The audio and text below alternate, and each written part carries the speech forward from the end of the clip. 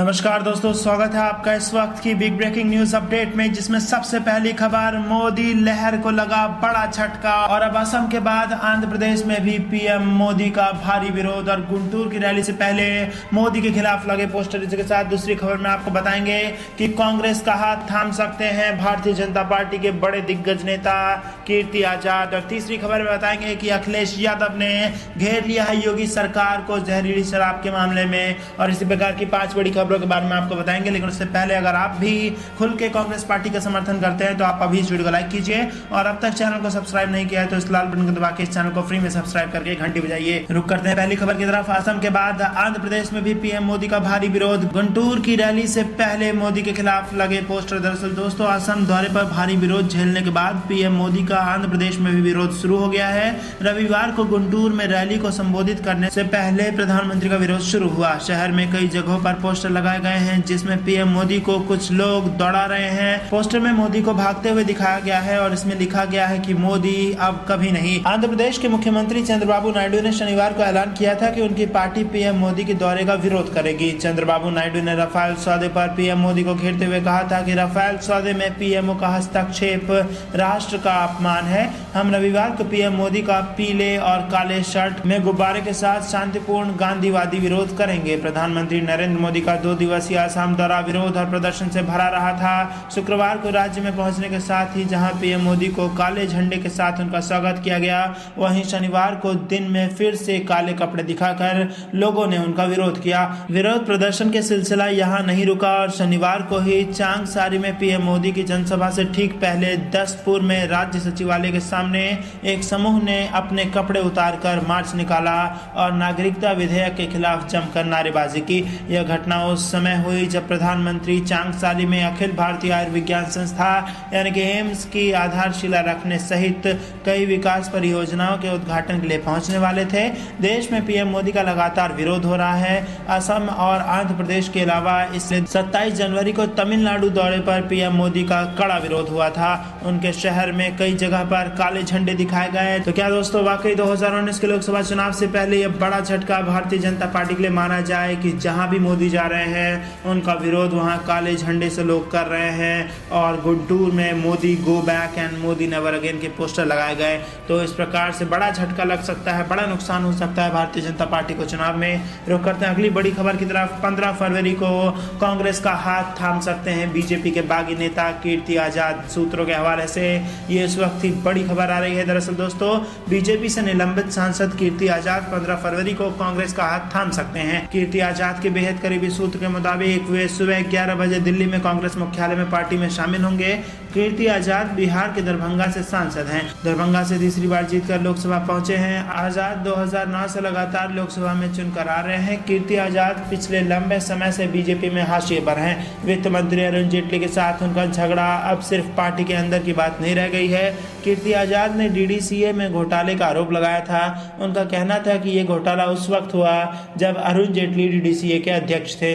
2015 में बीजेपी ने उन्हें सभी जिम्मेदारियों से आजाद कर दिया। लंबे समय से कीर्ति आजाद मोदी सरकार की नीतियों की भी आलोचना कर रहे हैं। हाल ही में उन्होंने सीधे प्रधानमंत्री नरेंद्र मोदी को निशाने पर लेते हुए कहा था कि झांसा देने वाली जुमलेबाजी नहीं चलेगी।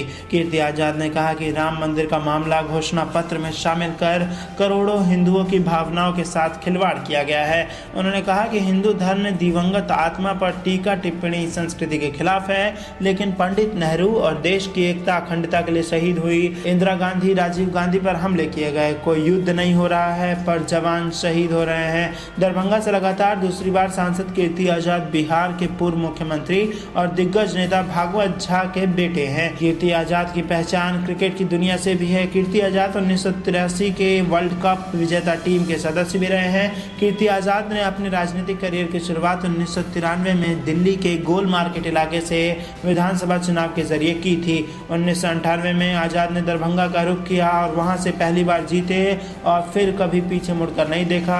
रुक करते अगली बड़ी खबर की तरफ। जहरीली शराब मामले में अखिलेश यादव ने योगी सरकार पर लगाया गंभीर आरोप। दरअसल दोस्तों हाहाकार मचा हुआ है इस वक्त उत्तर प्रदेश और उत्तराखंड में नकली शराब से जिस प्रकार से लोगों की जानें जा रही हैं, उसके बाद अब अखिलेश यादव सक्रिय होते हुए उन्होंने गंभीर आरोप लगाए हैं मुख्यमंत्री योगी आदित्यनाथ पर। उत्तर प्रदेश के सहारनपुर में जिस तरह से जहरीली शराब पीने से दर्जन लोगों की मौत हो गई, उस पर अब राजनीति भी शुरू हो गई है। पूर्व मुख्यमंत्री अखिलेश यादव ने आरोप लगाया है कि इस पूरी घटना में सरकार मिली हुई है। अखिलेश यादव ने आरोप लगाया कि विपक्ष लगातार सरकार को इस तरह की गतिविधियों के बारे में बता रहा था, लेकिन इन लोगों ने इस पर कोई कार्रवाई नहीं की क्योंकि ये लोग खुद भी इसमें शामिल हैं। अखिलेश ने कहा कि इस तरह के काम सरकार की अनुमति के बिना नहीं हो सकती। योगी सरकार पर हमला बोलते हुए अखिलेश यादव ने कहा कि सच यह है कि बिना सरकार की इजाजत के इस तरह के काम को नहीं कर सकते। सरकार को यह बात स्वीकार कर लेनी चाहिए कि वो राज्य को चला नहीं पा रहे हैं। बता दें कि इससे पहले मुख्यमंत्री योगी आदित्यनाथ ने जहरीली शराब से मरने वालों के बारे में बयान देते हुए कहा था कि इस घटना के पीछे समाजवादी पार्टी का हाथ हो सकता है। उन्होंने कहा था कि इससे पहले भी सपा के नेताओं का नाम इस तरह की घटनाओं में सामने आ चुका है, लिहाजा इस बात से इनकार नहीं किया जा सकता कि सपा के नेताओं का इसमें हाथ है। आपको बता दें कि उत्तराखंड और उत्तर प्रदेश में जहरीली शराब पीने से मरने वालों की संख्या 77 के पार पहुंच गई है। इस मामले में पुलिस ने शनिवार को 175 लोगों को गिरफ्तार कर लिया। माना जा रहा है कि जहरीली शराब पीने से मरने वालों की यह सबसे बड़ी घटना है। मामले में पुलिस लगातार अलग अलग ठिकानों पर छापेमारी कर रही है। पुलिस ने अब तक कुल 92,697 लीटर अवैध शराब जब्त कर ली और 297 अलग अलग मामले दर्ज किए हैं। जहरीली शराब पीने से मरने का सबसे पहला मामला गुरुवार को सामने आया था, जबकि शनिवार को उत्तर प्रदेश के सहारनपुर में 37 लोगों की जहरीली शराब पीने से मौत हो गई। वहीं कुशीनगर में 11 और पूर्वी उत्तर प्रदेश में 31 लोगों की मौत हो गई है। बलरामपुर और उत्तराखंड के जिलों में भी लोगों की जहरीली शराब पीने से मौत हो गई है। तो बड़ी खबर, उत्तर प्रदेश और उत्तराखंड में इस वक्त जबरदस्त हाहाकार मचा हुआ है नकली शराब को लेकर के, और जिस पर अब योगी सरकार के खिलाफ गंभीर आरोप लगा दिया है उत्तर प्रदेश के पूर्व मुख्यमंत्री अखिलेश यादव ने, और कहा कि इसमें सरकार का हाथ है और बिना सरकार की मिलीभगत से इतना बड़ा रैकेट और इतना बड़ा काम को अंजाम नहीं दिया जा सकता।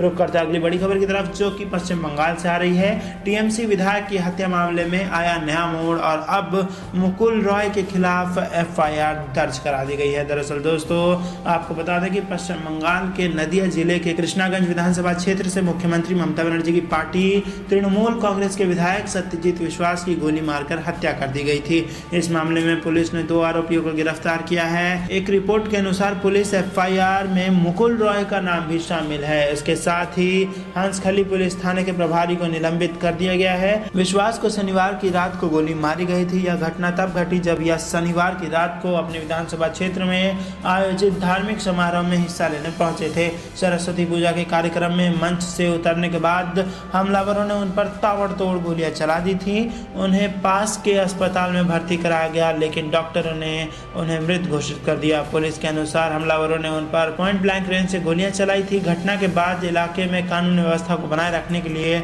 भारी संख्या में पुलिस बलों की तैनाती की गई है। विश्वास की कुछ दिनों पहले ही शादी हुई थी। स्थानीय लोगों के अनुसार वह मृदुभाषी और मिलनसार स्वभाव के व्यक्ति थे। तृणमूल कांग्रेस ने पुलिस से इस मामले में तुरंत कार्रवाई करने के लिए कहा है। विधायक की हत्या के बाद से तृणमूल भाजपा को लेकर आक्रामक हो गई है। पार्टी का कहना है कि यह घटना के पीछे भाजपा का हाथ है। तृणमूल नेता शंकर दत्ता का आरोप है कि विश्वास की हत्या भाजपा ने साजिश के तहत करवाई है। वहीं बंगाल भाजपा अध्यक्ष दिलीप घोष ने इस आरोप को सिरे से खारिज कर दिया। उन्होंने हत्या को दुर्भाग्यपूर्ण करार दिया। राज्य के जेल मंत्री उज्जवल विश्वास ने टीएमसी विधायक की हत्या के लिए प्रधानमंत्री नरेंद्र मोदी और बीजेपी को जिम्मेदार ठहराया। मुकुल रॉय टीएमसी के पूर्व सांसद हैं। मनोहर सरकार में वह रेल मंत्री का कार्यभार संभाल चुके हैं। मनमोहन सरकार में वह रेल मंत्री का कार्यभार संभाल चुके हैं। ममता बनर्जी के साथ रिश्तों में आई खटास के बाद उन्होंने पिछले साल भाजपा का दामन थाम लिया था। शारदा चिट फंड मामले में भी उनका नाम आया था। ममता बनर्जी ने जब रेल मंत्री पद से इस्तीफा दिया था तब मुकुल रॉय को यह कार्यभार सौंपा गया था। और दोस्तों अब उनके खिलाफ एफआईआर दर्ज करा दी गई है क्योंकि तृणमूल कांग्रेस के एक विधायक की यहाँ पर गोली मारकर हत्या कर दी गई है। तो ये थी दिन भर की कुछ बेहद जरूरी और बड़ी खबरें जो कि हमने आपको बताई। अब हर एक खबर में आप हमें अपनी राय जरूर बताइए। अंत तक बने रहने के लिए आप सभी का बहुत बहुत धन्यवाद। जाने से पहले आप अभी इस वीडियो को लाइक कर लीजिए और इस लाल बटन को दबा के इस चैनल को फ्री में सब्सक्राइब करके घंटी बजा लीजिए। आप देख रहे थे आपका अपना चैनल दादा कंपेल न्यूज़। जय हिंद, जय भारत।